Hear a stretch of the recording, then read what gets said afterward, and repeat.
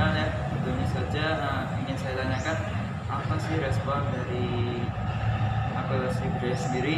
Langsung saja ya kita kenalan dulu ya sama masnya ya. Mas, boleh saya tahu namanya? Nama saya Ahmad Hasan Basri dari Prodi Ekonomi Syariah.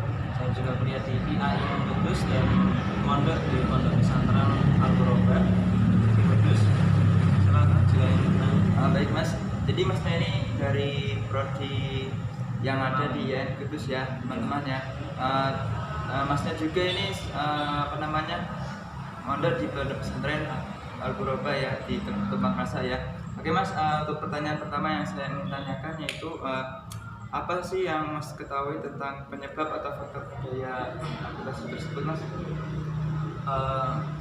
Menurut saya akulturasi budaya itu suatu perpaduan budaya antara dua budaya yang menjadikan budaya baru tanpa menghilangkan budaya yang asli. Contohnya kalau di Kudus itu ada yang namanya Menara Kudus.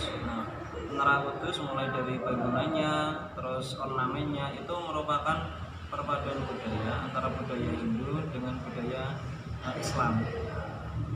Kalau untuk faktor yang menentukan masuknya budaya ataupun yang menentukan perpaduan budaya itu menurut saya ya yang pertama ada komunikasi atau kontak sosial, dan yang kedua itu ada kontak budaya. Untuk kontak sosial itu contohnya seperti kita ngobrol, kita sering berbincang, kita sering bertemu, terus kita sering berbagi budaya di tempat saya seperti ini, dan di tempat kamu seperti ini. Kalau untuk kontak budaya itu kita mencoba observasi atau mencoba melihat budaya di tempat ini seperti ini, di tempat A seperti ini, tempat B seperti ini, kita padukan menjadi suatu budaya baru. Kalau untuk di desa saya Mas, ya itu saya dari desa Troso, Kecamatan Jepara. Di desa saya itu sebagai pengrajin kain tenun ikat, di mana kain tenun ikat ini merupakan kain khas Indonesia yang tradisional. Tetapi saya memadukan budaya berupa seni, yaitu kain batik ataupun tenun. Saya padukan dengan style fashion dari barat dan timur. Jadinya suatu produk baru. Kalau dulunya kain tenun itu hanya kain selembaran dan tidak dalam bentuk baju ataupun sebagainya.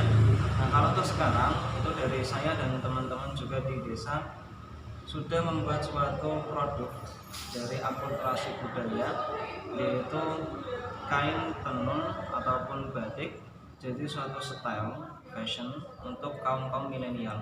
Jadi untuk seperti busana muslim ataupun busana formal, untuk semua acara itu sudah ada di Desa Troso dan merupakan bukti nyata dari akulturasi budaya.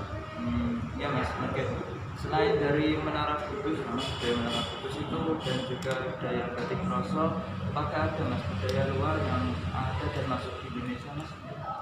Kalau untuk budaya luar yang masuk di Indonesia itu saya rasa banyak sekali, mulai dari nyanyian, tarian, bahkan sampai ke gaya hidup. Contoh kan katakanlah saja gaya hidup lah. Gaya hidup orang Indonesia itu kan kalau masalah makan itu umumnya makannya nasi. Kalau sekarang itu sudah ada terutama kaum milenial ini, mereka malah lebih suka makan makanan berat seperti spaghetti, burger, terus ada juga sushi. Kalau sushi itu dari Jepang. Ini juga menunjukkan kalau budaya asing itu sudah masuk di Indonesia. Terus untuk penyebarannya itu memang sekarang sudah sangat cepat sekali karena sekarang sudah terbantu akan internet. Kita komunikasi dengan orang Malaysia, orang Singapura ataupun orang Amerika itu mudah sekali, cukup saja ke grup internet di lintas negara kita sudah bisa berkomunikasi dengan bahasa Inggris dan otomatis kita nanti akan menyerap budaya mereka. Belum juga karya-karya orang-orang di luar Indonesia seperti film, teknologi dan sebagainya, itu otomatis juga nanti akan masuk ke Indonesia. Oke Mas, kan kita sudah menjelaskan tentang budaya lokal yang di Indonesia dan juga dari luar ya Mas. Nah yang saya ingin tanyakan selanjutnya itu bagaimana sih respon atau respon atau tanggapan dari generasi milenial terhadap akulturasi budaya tersebut, Mas? Apakah mereka itu menerima atau tidak atau gimana? Kalau menurut saya untuk kaum milenial, termasuk juga saya dan teman-teman, bahkan juga masnya dan teman-temannya, itu memang respon mereka itu menerima sekali budaya-budaya dari luar negara kita. Bahkan ada juga yang memadukan budaya asing dengan budaya yang ada di Indonesia.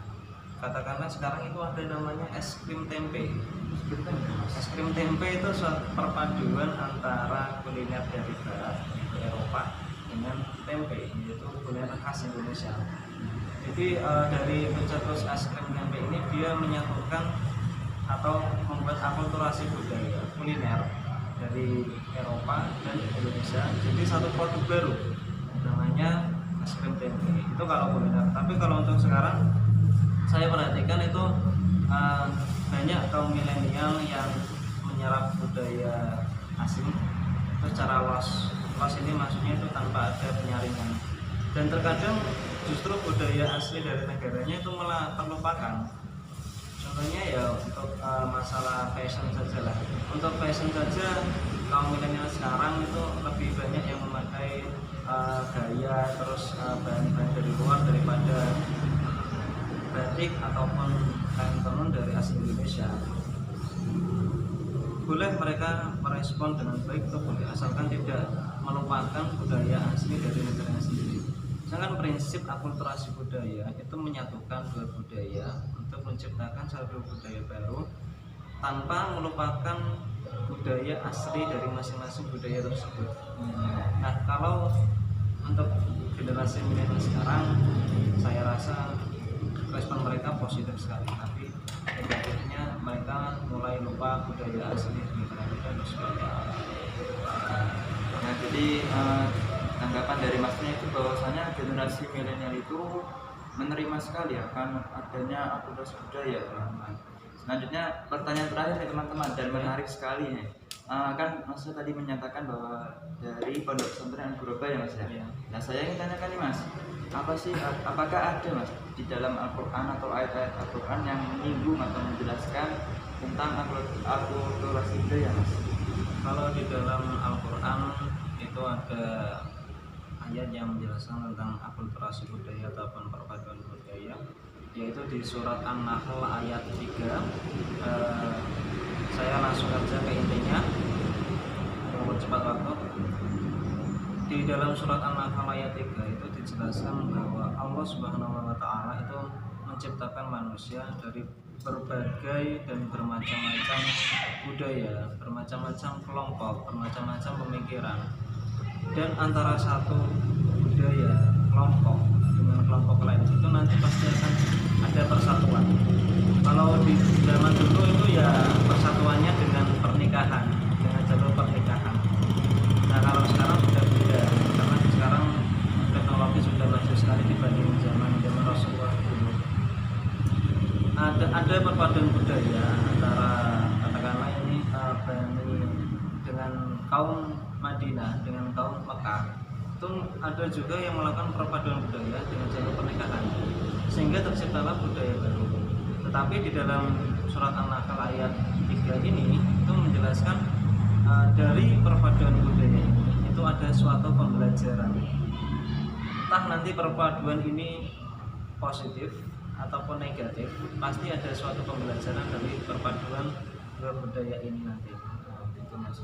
Ya, terima kasih Mas ya atas waktunya, dan semoga dari